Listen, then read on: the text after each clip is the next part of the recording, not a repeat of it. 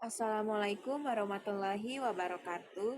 Perkenalkan, nama saya Prilly Palebangan dengan NIM PO 713203251065 kelas D3B.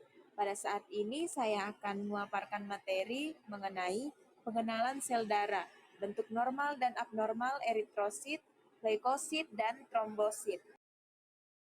Jadi yang pertama itu kita harus mengetahui komponen sel darah. Jadi yang pertama itu ada eritrosit atau sel darah merah. Fungsinya itu untuk mengangkut oksigen. Yang kedua ada leukosit atau sel darah putih. Fungsinya itu adalah sebagai sistem imun. Yang ketiga adalah trombosit atau keping darah.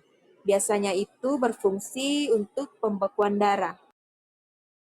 Eritrosit dalam bentuk normal, jadi bentuknya itu bikonkav tanpa inti, dan warnanya itu merah muda merata. Ukurannya itu seragam, sekitar 7-8 mikrometer. Fungsi utamanya itu mengangkut O2 dan CO2 dengan hemoglobin. Bentuk abnormal eritrosit. Jadi ada anisositosis, ukurannya itu bervariasi.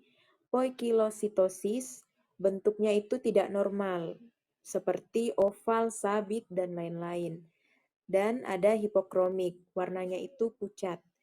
Lalu ada mikrositik atau makrositik, ukurannya itu terlalu kecil atau besar.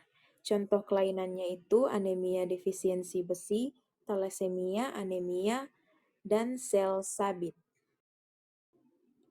Bentuk normal leukosit. Ada neutrofil, granul halus, dan inti segmennya itu 2-5. Lalu ada limfosit, intinya besar, sitoplasma sempit. Lalu ada monosit, inti seperti ginjal. Ada eosinofil atau granul merah jingga. Lalu ada basofil, granul biru keunguan.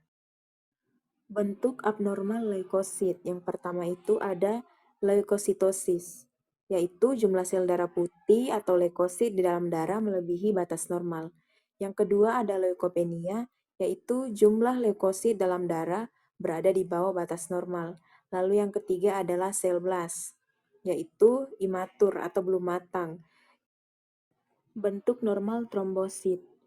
Jadi yang pertama itu ukurannya itu kecil, sekitar 2-3 mikrometer.